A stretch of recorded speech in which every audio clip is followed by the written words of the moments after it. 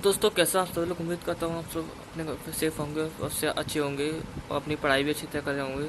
तो आज के इस वीडियो में मैं क्लास 10 का साइंस का चैप्टर में नंबर 1 जिसका नाम है केमिकल रिएक्शन एंड इक्वेशन वो आपको पढ़ाऊँगा। तो गाइस ये जो वीडियो में इसे रीशूट कर रहा हूँ क्योंकि जो मैंने फर्स्ट पार्ट बनाया था साइंस के फर्स्ट चैप्टर का वो बेकार हो गया था, बिल्कुल ना कुछ में इसको आवाज़ थी और बहुत ही सब्सक्राइबर्स की समय में भी नहीं आया था, तो उसमें कोई कमेंट्स भी नहीं था ना कोई लाइक था। तो मैं इस वीडियो को शूट कर एक्चुअली क्या है, मेरे पास ना तो कुछ सेटअप है यूट्यूब का, कुछ नहीं है। मैं केवल आपको पढ़ाने के बेस पर बनाता हूँ। मुझे भी यूट्यूब पर के फंक्शंस नहीं आते हैं, मुझे मतलब प्रॉपर सेटअप है नहीं, मतलब मेरे पास कहने का मतलब ये है। तो गाइज मैं ये जो मेरी वीडियो क्वालिटी अच्छी आ रही है उसका रीज़न ये है कि मैं हेडफोन का इस्तेमाल कर रहा हूँ। पहले मैं सादा बनाई थी वो वीडियो, उस पर कोई व्यूज़ नहीं आया, लेकिन अब मैं सिंपली मतलब हेडफोन लगा के बना रहा हूँ तो उससे वीडियो क्वालिटी मेरी अच्छी आ रही है, थोड़ा सा आवाज़ भी थोड़ी सी क्लियर हो रही है। और अब मैं बोर्ड पर बना रहा हूँ उस पर जो मैंने पेज पर बनाई थी वीडियो, तो उसमें भी पेज पर भी बेकार हो गई थी, कुछ समझ में नहीं आया था। तो गाइस आज मैं नई शुरुआत कर रहा हूँ, तो अच्छे से वीडियो बना रहा हूँ जिससे कि आपको समझ में इजीली आ पाए। तो गाइस आइए फर्स्ट चैप्टर को स्टार्ट करते हैं, चैप्टर नंबर 1 जिसका नाम है केमिकल रिएक्शन एंड इक्वेशन।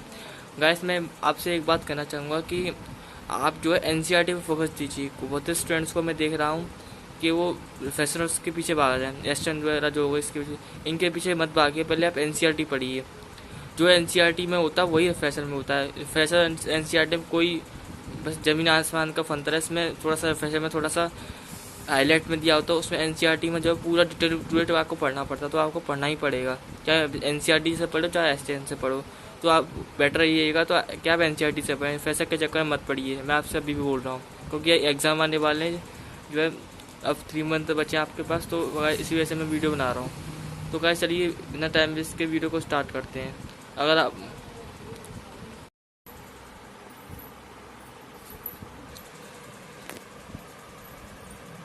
तो गैस चलिए जो है चैप्टर को स्टार्ट करते हैं हमारे। तो गैस चैप्टर का नाम है केमिकल रिएक्शन एंड इक्वेशन। तो गैस मैं आपको इसे इजीली समझाऊंगा जिससे कि आपको इजीली समझ में आ पाए। वो जो है ऐसे ट्यूशन में आपको पढ़ाया जाता होगा उसके मेरा तरीका थोड़ा सा अलग होगा। तो गैस जब समझिएगा थोड़ा सा चैप्टर को। चैप्टर का नाम है केमिकल रिएक्शन एंड इक्वेशन। तो गैस केमिकल रिएक्शन की डेफिनेशन क्या रहती है? तो गैस मैंने यहाँ पे लिखा है केमिकल रिएक्शन एंड इक्वेशन। सो इसकी डेफिनेशन है chemical reaction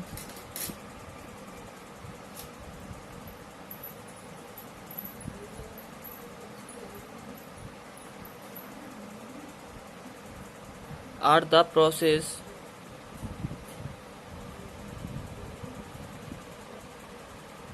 in which new substance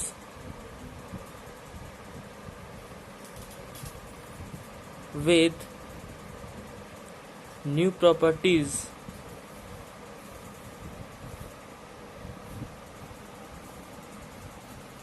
are formed। तो गैस केमिकल रिएक्शन की डेफिनेशन क्या बोलती है? Chemical reaction are the process in which new substance with new properties are formed. मतलब कि इसका डेफिनेशन का कहने का मतलब है कि रासायनिक अभिक्रिया वो प्रोसेस होती है, प्रक्रिया होती है जिसमें कि न्यू सब्सटेंस जो होता है वो न्यू प्रॉपर्टीज के साथ बनता है। जैसे मैं एक एग्जांपल लेता हूँ, सोडियम, ये एग्जांपल है, प्लस ऑक्सीजन। अगर हम इन दोनों को रिएक्ट कराएंगे आपस में तो ये क्या देगा? Sodium plus oxygen. सोडियम का जो सिंबल होता है वो होता है Na, और ऑक्सीजन का सिंबल जो होता है वो होता है O। यानी ये जो सिंबल जो होते हैं वो क्लास 9th में आपको पढ़ाए जाते हैं। तो गैस ये जो जब मिलकर बनेगा तो क्या बनेगा? Sodium oxide NaO। तो गैस देखिए एक तो ये हो गया, एक मेटल हमारा ये होगा, एक मेटल। जब इन दोनों मेटल्स को आपस में रिएक्ट कराएंगे और नया जो सब्सटेंस हमें देते हैं, यानी नया सब्सटेंस जब बनेगा तो क्या बनेगा हमारा? Sodium oxide. तो यही जो नया सब्सटेंस बनता है इसी को बोलते हैं केमिकल रिएक्शन एंड इक्वेशन। तो ऐसा डेफिनेशन का कहने का मतलब क्या है कि केमिकल रिएक्शन वो प्रोसेस होती है जिसमें कि नया सब्सटेंस जो होता है वो नई प्रॉपर्टी से बनता है। जैसे यहाँ पे नया प्रोडक्ट बना, ये फर्स्ट प्रोडक्ट था, सेकंड प्रोडक्ट था। अब जब ये दोनों मिक्स हुए आपस में तो क्या दिया है इन्होंने, नया प्रोडक्ट दिया है जो कि NaO यानी सोडियम ऑक्साइड। ठीक है, तो ये वो होता है केमिकल रिएक्शन इक्वेशन। और भी बहुत सारे एग्जाम्पल्स हो सकते हैं। सोडियम से ऑक्सीजन से मतलब नहीं है, जैसे मैग्नीशियम ब्लू में जिसका सिंबल होता है Mg प्लस ऑक्सीजन, तो ये क्या देंगे, मैग्नीशियम ऑक्साइड। देखिए यहाँ पे नया प्रोडक्ट मिला हमें, ये फर्स्ट प्रोडक्ट था, ये सेकंड है, नहीं मतलब ये फर्स्ट मेटल है, ये सॉरी ये सेकंड मेटल है। इसका सिंबल होता है O और इसका जो सिंबल होता है वो है Mg। तो ये दोनों मिलके क्या देंगे हमें, MgO। डेफिनेशन से कंफ्यूज मत होइए गाइस, केवल आप एग्जाम्पल को समझिए। एग्जाम्पल क्या है, देखिए सपोज मैं आपको, चलो इसके समय में अगर फिर भी नहीं आया तो मैं आपको वैसे समझाता हूँ।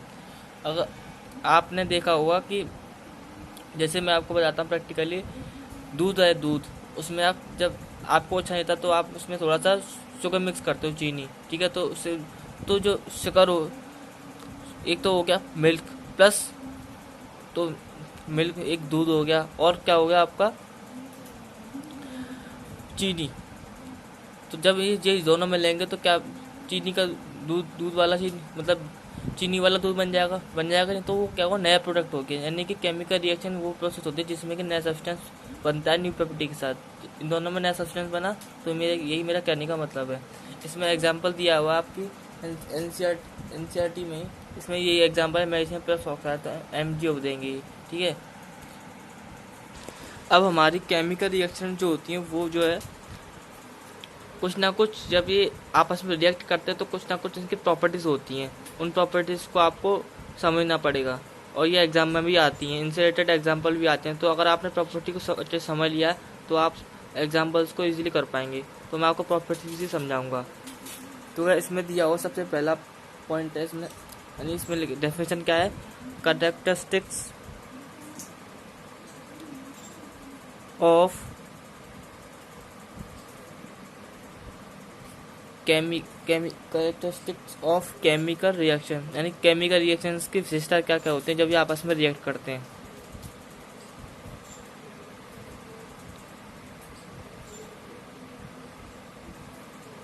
ठीक है, तो पहला जो होता है वो होता है हमारा इवोल्यूशन ऑफ गैसेस। ठीक है, क्या होता है पहला हमारा, इवोल्यूशन ऑफ गैसेस। सेकंड होता है हमारा फॉर्मेशन ऑफ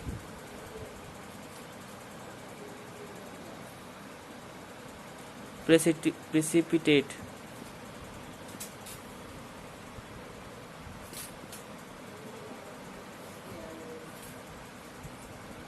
थर्ड होता है हमारा चेंज इन कलर। फोर्थ होता है हमारा चेंज इन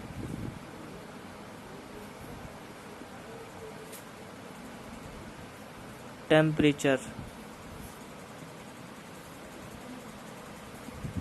फिफ्थ होता है हमारा चेंज इन स्टेट।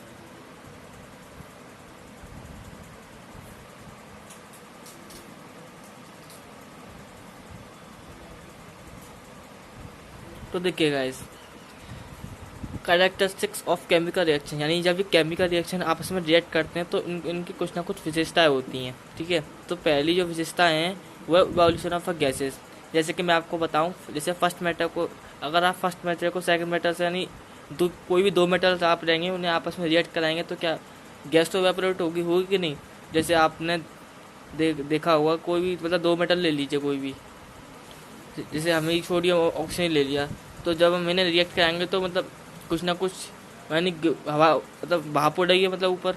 जैसे आपने इंडस्ट्रीज वगैरह में देखा होगा कि कोई भी दो मेटल जब रिएक्ट कराते हैं आपस में, तो जैसे कोई भी वहाँ पे बनता, जो कोई भी होता है तो वो आपस में मतलब कोई प्रोडक्ट नया बनाते हैं तो रिएक्ट करते हैं कि नहीं आपस में, दो मेटल आपस में। तो वही मैं आपसे कहना चाहता हूँ, समझा, वही मेरा मतलब है कहने का। सेकंड, इसमें एग्जांपल दिया है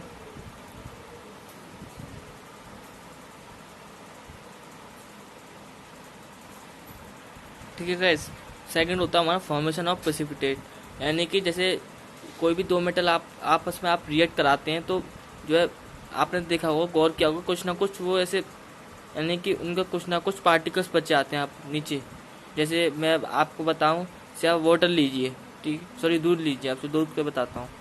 मिल्क में आप शुगर मिक्स कर दीजिए, तो देखा होगा आपने कि आप मिक्स कर देते हो तो कुछ ना कुछ दाने जो होते हैं उसके, कुछ ना कुछ दाने होते हैं वो आपस में, मतलब जो दाने वगैरह जो होते हैं वो रह जाते हैं उसके दूध में ही। तो वही जो मतलब दाने जो बचे हुए होते हैं वही वहाँ से कहलाते हैं फॉर्मेशन प्रेसिपिटेट, यानी कि जो कुछ ना कुछ उसमें रह जाते हैं, मतलब कुछ ना कुछ उसमें कड़ रह जाते हैं उसके, जो भी चीज़ आप मिक्स करते हैं आपस में। थर्ड होता है हमारा चेंज इन स्टेट, यानी कि एक मेटल दूसरे मेटल से जब रिएक्ट करा तो जब नया प्रोडक्ट देगा आपस में, मतलब जब नया प्रोडक्ट बनेगा तो उसमें उसके कलर में भी थोड़ा इफेक्ट पड़ता है। जैसे आपने देखा होगा दूध लीजिए आप, उसमें हल्दी डाल दीजिए, तो जब दूध और हल्दी आपस में मिक्स हो जाएंगे तो कलर भी चेंज होगा कि नहीं। दूध कहाँ सफ़ेद था, कहाँ वो पीला था, तो दोनों मतलब आपस में उनका कलर भी चेंज हो जाएगा, तो मतलब दोनों मिक्स हो जाएंगे, सफ़ेद और पीला जो कलर होगा।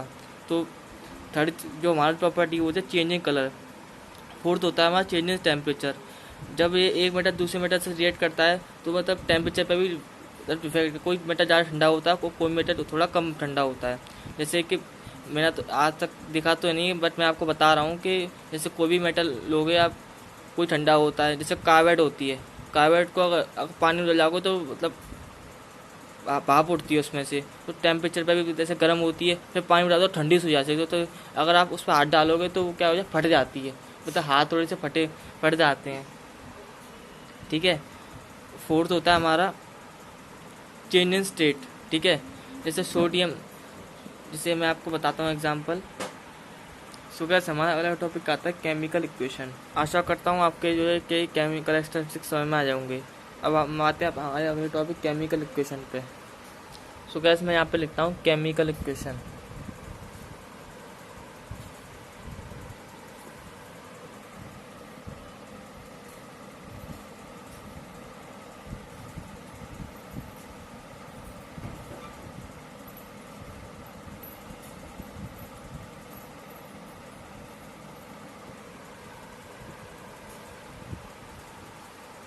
उसकी डेफिनेशन क्या है?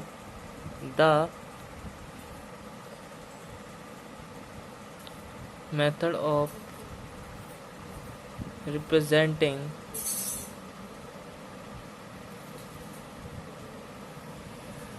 a chemical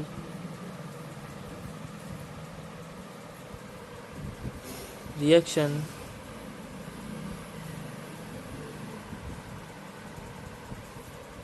with the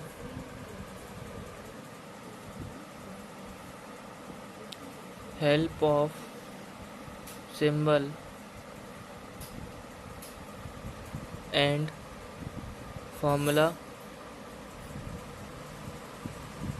of the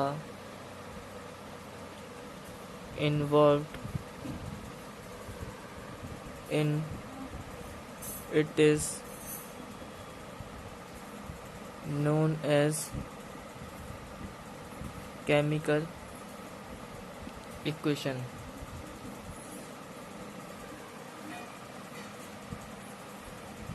तो गैस केमिकल इक्वेशन की डेफिनेशन क्या बोलती है? The method of representing a chemical reaction with the help of symbol and formula of the substance, लिखना भूल गया, sorry guys, substance involved in it is known as chemical equation. यानी कि chemical equation वो equation होती है जो जिन्हें हम सिंबल के फॉर्म में या फिर फॉर्मूला के फॉर्म, मतलब फॉर्मूला के साथ लिख करते हैं तो उन्हें केमिकल इक्वेशन बोलते हैं। यानी कि सिंबल के साथ और फॉर्मूला के साथ हम लिखते हैं, यानी सिंबल ला के उसका सिंबल लिख के फॉर्मूला के लिख के जब उसे लिखते हैं तो उसे हम केमिकल इक्वेशन बोलते हैं। तो क्या इसमें एग्जांपल दिया गया है, जिंक प्लस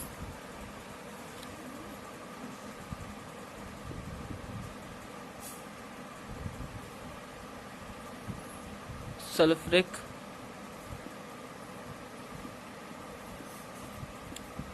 एसिड, ये मिलके क्या देंगे? Zinc sulphate plus hydrogen. तो ऐसे देखिए ये जिंक है, ये सल्फ्यूरिक एसिड है, यानी ये दोनों मिलकर क्या देंगे हमें, जिंक सल्फेट देंगे और प्लस हाइड्रोजन देंगे, यानी कि वही डेफिनेशन आगे इसमें वही यूज होगी डेफिनेशन। ये पुराना सब्सटेंस पे था ये दोनों मेटल जब रिएक्ट हुए तो इन्होंने नया सब्सटेंस क्या दिया, जिंक सल्फेट प्लस हाइड्रोजन। ठीक है, तो इसके अब जैसे इस जिंक है तो इसके फॉर्मूला क्या होता है, Zn। इसका फॉर्मूला होता है H2SO4 और इसका फॉर्म